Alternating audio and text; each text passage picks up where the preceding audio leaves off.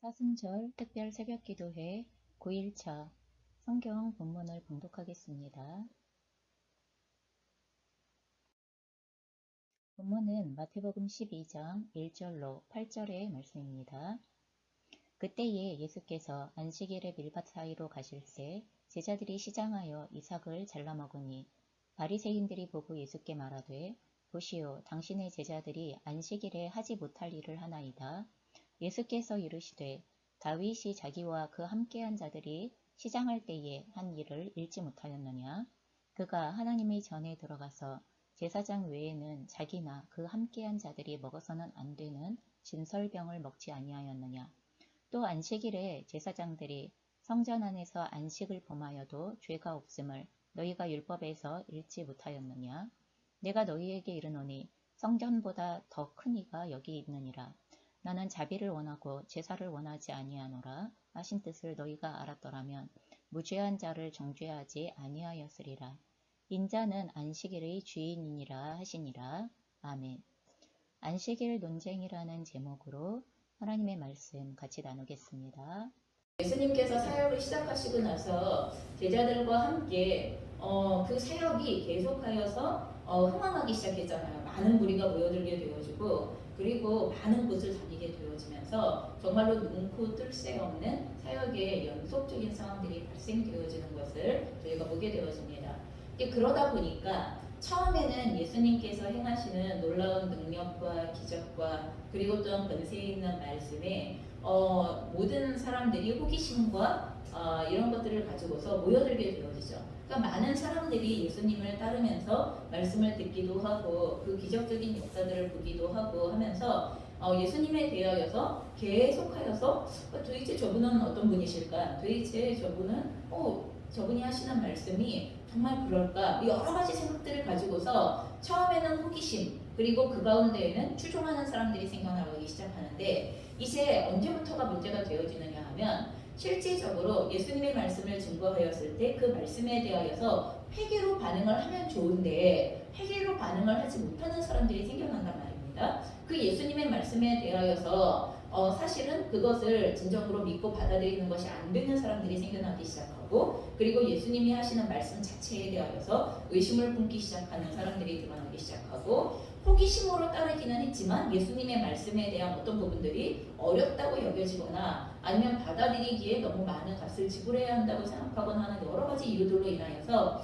그 예수님의 말씀을 받아들이지 못하는 회개하지 못하는 사람들이 생겨나게 되어지면서 예수님은 회개하지 않는 사람들에 대하여서도 메시지를 하시잖아요. 회개하지 않을 때 오는 심판에 대한 메시지가 당연히 나가게 되어지기 때문에 이제 예수님을 우호적으로 아니면 호의적으로 이렇게 따르다가 완전히 예수님의 말씀을 믿고 전적으로 따르게 되어지면 좋지만 그렇지 않은 사람들에게서는 예수님에 대한 반감과 그리고 예수님의 말씀에 대한 부담스러움을 느끼는 것들과 그리고 예수님의 말씀을 어떻게 반응해야 할지에 대하여서 주체할 수 없는 그 마음의 갈등들이 일어나는 사람들의 상태가 멀어지기 시작합니다. 이제 거기에서 조금 더 나아가 이제 본격적으로 예수님을 흠잡으려고 하는 상태에 이와 같은 예수님의 사역에 대하여 적극적으로 반론을 펴는 사람들이 생겨나기 시작하는데 이제 오늘의 본문이 그 적극적으로 예수님의 사역에 대하여서 반론을 펴게 되어지는 상황이 벌어지는 그 사건과 상황을 우리에게 알려주고 있는 건데 그 중심에 무엇이 있냐 하면 안식일 논쟁이 있습니다. 여러분, 이 안식일 논쟁으로 인하여 예수님과 대립을 하게 되어지는 사람들은 그 당시 종교 지도자들과 그리고 율법 학자들입니다. 그 당시 종교 지도자들과 율법 학자들이 가지고 있었던 자기들의 종교의 의의 중심을 이루고 있었던 핵심에 무엇이 있냐면 하나는 나는 율법을 무흠하게 지켜. 나는 율법을 아주 정확하고 무흠하고 거룩하게 잘 지켜. 그래서 나만한 사람이 없어. 이렇게 율법에 대하여서 자기의 의를 주장하고 자기의 의의 근거로 율법을 삼고 있었던 사람들에게 예수님의 말씀은 그 율법 자체가 자기의 의를 드러내는 수단으로서가 아니라 하나님의 마음과 하나님이 율법을 주셨던 본래의 정신에서부터 마음에서부터 이 율법을 해석해야 하고 지켜야 하는 것에 대한 더 깊은 단지 문법의 조항으로서의 율법을 지키는 것은 율법을 지키는 것이 아니고 그것은 너희가 너희의 입맛에 맞게 율법을 조정한 것이고 실제로 하나님께서 원하셨던 율법의 근본적인 의미는 이런 거야 라는 것에 대하여 요구하면서 그 중심의 동기와 태도까지를 드러내기 시작하면서 이 종교학자들이 아니면 종교의 지도자들이 율법을 잘 지킨다고 자기의 의의 근거로 삼고 있었던 사람들의 자존심을 건드리고 그리고 그들의 삶에 그 잘못되어진 부분들을 규탄하기 시작하고 이렇게 되어지면서 하나는 율법을 잘 지킨다는 것에 대한 자기의 행동에 대한 철저한 부정을 당하고 있는 사람들이 예수님에 대하여서 반론을 펴기 시작하고 대적하기 시작하는 이런 상황이 벌어지는 거고 또한 그 종교 지도자들의 그 신앙의 자존심의 핵심을 이루고 있는 문제가 무엇이냐 하면 성전이에요. 성전. 당시에 성전의 제사법과 그리고 성전에서 지켜야 할 성전 예배에 관련되어진 이와 같은 내용들로 인하여서 우리가 그것을 잘 지키고 있기 때문에 우리가 얼마나 거룩한 사람들인데 라고 이렇게 생각하는 이게 두 가지. 하나는 율법을 지키는 문제, 하나는 성전 예배, 성전 제사를 지키는 문제. 이게 그들에게는 가장 핵심적인 종교의 의무사항이면서도 그리고 우리가 구원받았음을 아니면 우리가 구원받기에 합당한 사람이라는 증거를 대는 이런 내용이 된다는 거예요. 근데 오늘 이제 이 마태복음 12장부터 그 뒤로 이제 계속 나타나게 되어지는데 예수님께서 천국 복음을 증거하시는데 하나님의 나라가 이 땅에 임하게 되어졌다. 지금 누구를 통하여서 하나님의 나라가 임하게 되어지는 거예요? 예수 그리스도를 통하여서 하나님의 나라가 임하게 되어지는 거예요. 그러니 천국 복음의 핵심이 무엇이냐면 그 천국 복음의 핵심 가운데에 하나님의 통치를 가져오시는 메시아가 되시는 예수 그리스도에 대한 이 선포가 같이 들어가야 되는 거고 이 메시아이신 예수님을 증거하려고 하다 보니 종교적인 율법적인 조항 외형적인 어떠한 것으로서의 그런 통치가 아니라 이제 하나님 나라의 본질적인 통치로서 바로 예수님의 신성이 부각되어지는 예수님이 사람의 몸을 입고 이 땅 가운데 와 있지만 하나님의 통치를 대변하고 계시는 메시아로서의 그 신성이 부각되어져야 하는 이와 같은 메시지가 하나님의 통치가 나를 통하여 이루어지는 거야. 내가 그 통치 중심에 있는 거야 하는 이 메시지가 같이 흘러가기 시작하는 거예요. 그러다 보니 여러분 하나님의 통치의 중심에 계시는 메시아이신 예수님은 율법보다도 높으신 분이시고 그렇죠? 율법의 근원이 되시는 분이시니까 그리고 성전 예식과 성전 제사보다도 우위에 계시는 분이 되시는 거잖아요. 이 문제가 당시 종교 지도자에게는 도무지 받아들일 수 없는 문제가 되어져 버렸기 때문에 사실 이 본질적인 문제가 예수님에 대하여 당시의 종교 지도자들이 반론을 펴고 대적하게 되어지는 이것이 겉으로 드러나는 표면적인 사건이 오늘 이 마태복음 12장의 사건이라는 것을 저희가 기억하시면 되겠습니다. 그래서 오늘 예수님께서 너무나 그 사역이 왕성한 상황 가운데 계시다 보니까 먹을 것을 제대로 먹을 수 없는 상황이 되어지신 거예요. 우리는 하나님의 일을 열심히 하다 보면 하나님께서 모든 것을 채워주셔서 잘 먹고 잘 입고 이렇게 생각하시는지 모르겠지만 현실이 그런가요? 우리 아니잖아요. 현실로 주님의 힘을 전적으로 섬기다 보면 밥 먹을 틈도 없고 잠잘 틈도 없는 상황들이 어디서 도대체 밥을 해결할 것이며 어디서 머리 들 것도 없다고 주님이 말씀하시는데 나를 따라오는 자는 머리 들 것도 없다고 말씀하시는 상황 가운데에서 쉬고 먹고 자고 하는 문제가 그렇게 만만한 문제가 아니라는 것입니다. 그러다 보니 사역이 이제 왕성하게 흘러가고 있는 상황에서 예수님만 못 드셨겠어요? 함께한 제자들이 먹을 것을 못 먹는 건 너무 당연한 문제가 벌어지는 거예요. 그래서 오늘 12장에 그때 예수께서 안식일에 밀밭 사이로 가시는데 그 밀밭 사이로 가시고 계시는 과정에서 제자들이 시장하여 이삭을 잘라 먹었다라고 이렇게 되어져 있어요. 아니 생 이삭을 누가 그렇게 먹고 싶겠어요. 근데 오죽하면 제자들이 시장하여서 밀 이삭을 잘라서 그 이삭을 까서 먹는 이러한 일이 벌어졌다는 얘기를 하고 있는 거예요. 웬만한 먹을 것이 있었으면 이 일 절대로 하지 않습니다. 그런데 이게 문제가 뭐냐 하면 이것을 보고 있었던 바리새인들이 보고 예수님께 뭐라고 말하냐 하면 보시오 당신의 제자들이 안식일에 하지 못할 일을 하나이다 이렇게 얘기합니다. 아니 지금 밀이삭을 좀 잘라서 먹었으면 얼마나 뭐 몇 단을 잘라 먹었겠어요? 그러지 않았을 거잖아요. 그냥 몇 개 잘라 먹을 수 있는 이런 상황이 되어졌을 건데 그런데도 불구하고 안식일에 하지 못할 일을 했습니다. 안식일에 하지 못할 일이 도대체 무엇인데요? 여러분 우리가 10계명에서 4계명에 안식일을 거룩하게 지키라고 말씀하시는 하나님의 말씀이 있잖아요. 근데 이 말씀에 대하여서 당시의 바리새인들은 그 안식일을 지키는 구체적인 세부사, 안식일을 지킨다는 말은 다른 말로 바꾸면 노동을 하지 않는다는 거예요. 안식일에는 쉬고 노동을 하지 않는다는 개념을 가지고 있습니다. 여러분 이 노동을 하지 않는다는 이 개념을 실제적으로 하나님께서 말씀하셨을 때에는 그 안식일 계명을 주셨을 때에는 여러분 왜 그래요? 여러분 우리가 6일 동안 열심히 일합니다. 근데 6일 동안 열심히 일하면서 어떤 착각을 하게 되어지냐 하면 내가 열심히 일해서 먹고 사나 보다 이런 생각을 하게 되어집니다. 내가 열심히 애쓰고 수고해서 내가 그래서 먹고 살 수 있나 보다 이렇게 생각을 하게 되어지는데 하나님께서 이 안식일을 통하여서 정말 그렇습니까? 우리가 먹고 사는 문제나 아니면 우리가 이 땅을 살아갈 수 있는 문제가 우리가 열심히 수고하고 애쓰기 때문에 가능한 것입니까?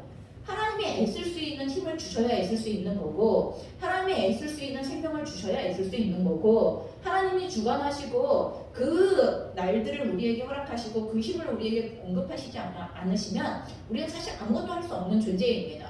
그래서 안식일을 통하여 하나님께서 말씀하시는 것은 6일 동안 하나님께서 천지를 창조하시고 그리고 나서 7일째 쉬시면서 실제로 이 7일이 모든 창조의 완성이라고 말씀을 하시는 거예요. 저 이 7일째가 아무것도 하시지 않은 그날이 사실은 6일째까지 일하셨었던 모든 창조를 완성하시는 날이라고 이야기를 하면서 우리에게 실제로 인간은 7일째에 하나님의 안식에 참여하면서부터 6일째 우리가 만들어졌으니까 7일째 하나님의 안식에 참여하면서부터 그 일주일을 살아갈 수 있는 하나님의 모든 공급하심 하나님의 모든 능력을 부여받는 그 쉼의 시간들을 하나님과 함께 나누는 안식의 시간들을 통하여서 우리가 살아갈 수 있는 힘을 공급받고 우리의 창조의 근원이 누구이시고 우리에게 생명을 주신 근원이 누구이시고 우리에게 삶을 허락하신 주인이 누구이신가에 대하여서 그 연합 가운데 나아가는 시간이 그게 안식일의 개념이에요.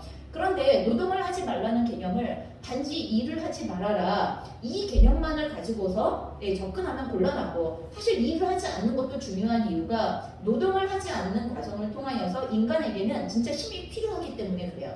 하나님께서 인간을 흙으로 지으셨고 연약하기 때문에 인간이 쉼을 갖지 못하면 창조의 날들을 살아갈 수 있는 힘을 얻을 수가 없는 게 그게 당연한 것입니다. 그렇기 때문에 인간을 위하여서 하나님이 사랑함으로 주신 것이며 또한 하나님께서 우리를 지으신 창조의 원리들을 기억하게 하시기 위하여 주신 날이 안식일이에요. 그런데 당시의 바리새인들은 이 노동을 하지 않음으로써 안식을 지킨다는 개념에 대하여서 39가지의 구체적으로 하지 말아야 할 노동의 내용들을 거기다가 부가적으로 기준들을 만들어놔요. 그래서 빨래하지 않는 거, 뭐 하지 않는 거 이런 형식으로 해가지고 그 중에 하나가 뭐가 있냐면 추수하지 않는 거예요. 노동하지 않는 것 가운데에 안식일에 하지 말아야 할 것 중에 하나가 바로 그게 추수하지 않는 문제예요. 근데 오늘 지금 이 제자들이 밀 이삭을 잘라 먹은 걸 지금 뭘로 보는 거예요? 추수로 보는 거예요. 그렇기 때문에 이 추수하지 않아야 할 안식일에 추수하면 안 되는 그 조항을 지금 어겼기 때문에 당신의 제자들이 안식일에 하지 말아야 할 그 일을 했습니다. 지금 이렇게 나오기 시작하는 내용이 바로 이 바리새인들의 반론이라는 거예요. 그러자 예수님께서 이렇게 말씀하십니다. 다윗이 자기와 그 함께한 자들이 시장할 때의 한 일을 잃지 못하였느냐. 지금 성경에서 말씀을 인용하고 있는데 이거는 사무엘상 21장에 있었던 내용이에요. 실제로 다윗이 사울에게 쫓기는 과정, 자기의 군사들과 함께 사울에게 쫓기는 과정 가운데에서 아히멜렉 제사장에게 가서 도움을 청하는 장면이 나오게 되어집니다. 그래서 계속 쫓기다 보니까 먹을 걸 제대로 못 먹고 너무나 허기질 상황이 되어져서 여기 먹을 것 없습니까? 라고 이렇게 아히멜렉 제사장에게 물어봤을 때 다른 거 먹을 거는 없고 그 하나님의 성소에 드려졌었던 그 진설병 하나님께 드리는 떡이잖아요. 제사장 그 하나님께 드렸던 떡을 이제 기간이 지나면 일정 기간이 지나면 그 떡을 물리고 새로운 떡을 올리면서 이 물린 떡을 이게 그 진설병을 올려놓았었던 그 상에 저 물린 떡을 제사장들만 먹게 되어져 있는 떡이 있거든요. 근데 이거밖에는 없어요 라고 이렇게 얘기를 했었을 때에 그것이라도 좀 주십시오라고 다윗이 얘기해요. 다윗도 그게 하나님께 드려졌던 떡이고 그리고 그건 제사장들밖에 못 먹는다는 거 알아요. 그럼에도 불구하고 다윗이 그럼 그 떡이라도 주십시오 해서 그것을 아히멜렉이 주어서 먹게 하는 이런 장면이 나오게 되어졌습니다. 그래서 오늘 하나는 그것을 예로 드시는 내용이고요. 두 번째는 5절의 내용인데 안식일에 제사장들이 성전 안에서 안식을 범하여도 이게 무슨 말이에요? 안식일에도 제사 드려야 되잖아요. 그럼 제사 누가 드려요? 제사장들이 드려야 되잖아요. 그럼 제사장들은 제사를 드리려면 뭐 해야 돼요? 당연히 제사에 필요한 일을 해야 돼요. 노동을 해야 되는 거예요. 그럼 당시 제사는 가만히 앉아서 드리는 제사가 아닌 거잖아요. 짐승을 잡고부터 시작하여서 계속하여서 사막을 왔다 갔다 하면서 일을 해야 되는 상황이 벌어지는 건데 그러면 안식일 제사를 드리기 위하여서 제사장들이 왔다 갔다 하면서 일을 해야 되고 무거운 기물을 들어야 하고 하는 이건 어떻게 되냐는 거예요. 이거에 대해서는 허용하신다는 거예요. 하나님께서도 율법에 허용하라고 되어져 있기 때문에 허용하신다는 거예요. 그렇기 때문에 안식일에 제사장들이 성전 안에서 안식을 범하여도 죄가 없음을 너희가 율법에서 읽지 못하였느냐라고 이렇게 말씀하시면서 뒤에 붙는 말씀이 굉장히 중요해요. 그다음에서 본질적인 얘기를 하시는 건데 내가 너희에게 이르노니 성전보다 더 큰 이가 여기에 있노라. 이 문제가 사실은 안식일 논쟁에 있어서 하나는 율법을 그 당시 바리새인들이 지켰던 율법 자체의 조항에 대하여 예수님께서 아무 가차없이 그것을 허물어내는 것처럼 보이시는 문제가 하나가 문제가 되어지는 것이고 또 하나는 성전보다 더 큰 이라고 예수님께서 자기를 지칭하시면서 성전에서 진행되어지는 모든 성전 의식에 그것의 주체가 되어지는 존재가 바로 나다. 근데 성전 제사의 주체가 누구예요? 하나님이시잖아요. 그러니까 본인을 하나님이라고 표명하기 시작하시는 이 문제가 바리새인들에게 걸리기 시작해요. 그 아래 다시 내려와서 7절에 이렇게 얘기합니다.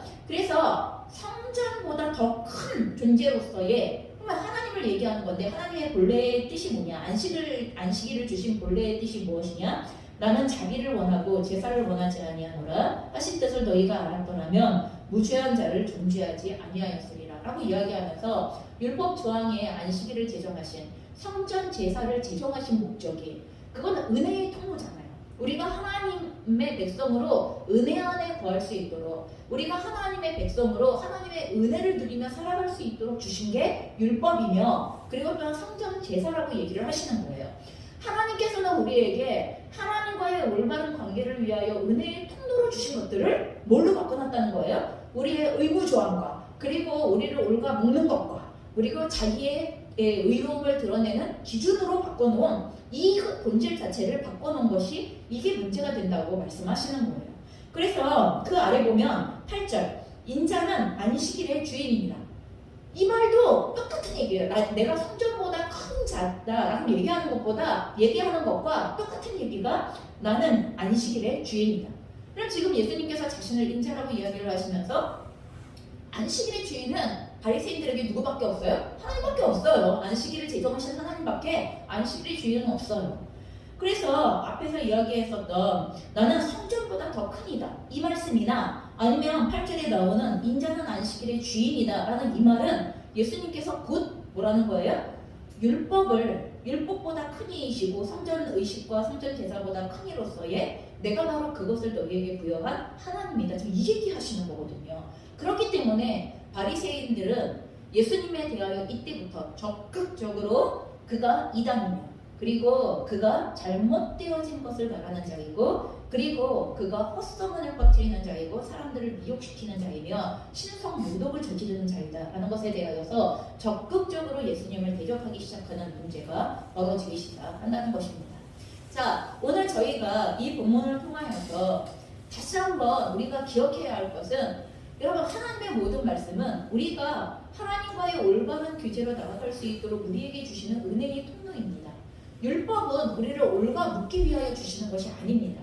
하나님의 모든 말씀은 밝히 하나님의 뜻을 드러내어서 우리가 하나님과 올바른 교제, 하나님과 친밀한 연합 가운데로 나아갈 수 있도록 돕는 은혜의 통로인 것이지 결코 우리를 짓누르기 위하여서 억압하기 위하여서 우리에게 이렇게 해야만 돼! 라고 이렇게 말씀하시는 내용이 아니라는 것입니다.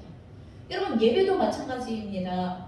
우리가 예배를 드리는 행위가 그거 안 하면 너 일주일 동안 편안하지 못할 거야? 여러분 우리를 협박하시기 위한 도구입니까? 그런데 어느 순간 우리는 하나님의 모든 말씀 가운데의 율법과 그리고 하나님께서 우리에게 주신 은혜의 통로들을 가져다가 어느 순간 하나님이 우리를 협박하고 있고 짓누르고 있고 그리고 또한 그걸 그러면 한편으로는 그래서 두려워하고 그리고 또 한편으로는 그것을 지키고 나면 어떻게 생각해요? 내가 그것을 했기 때문에 이제 하나님께 할 만큼 다 했어. 또 이렇게 생각하기 시작하는 자기의 의의 근거로 사용하는 이 행위로부터 멈춰야 한다는 것입니다.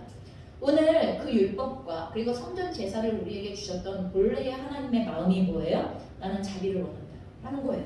하나님이 우리에게 은혜를 베풀기를 원하신다는 거예요. 하나님이 우리에게 베풀기를 원하시는 그 사랑의 온전함이 무엇인가에 대하여 은혜의 온전함이 무엇인가에 대하여서 말씀을 대면할 때마다 우리는 그걸 찾아야 됩니다. 그 마음을 구하셔야 됩니다. 그리고 그 예배 가운데 나올 때마다 하나님께서 주신 종교적인 의무처럼 여겨지는 그 어떠한 성만찬 예식에 나올 때마다 예수님께서 제정하신 세례식과 성만찬과 예배와 기도와 여러분 이렇게 그 과정으로 나아갈 때마다 뭘 찾으셔야 되는 거예요? 그것을 우리에게 허락하여 주신 하나님의 마음으로서의 우리에게 은혜를 베풀고자 하셨던 그 하나님의 온전하신 마음들을 우리가 찾아 누려야 할 줄로 믿습니다.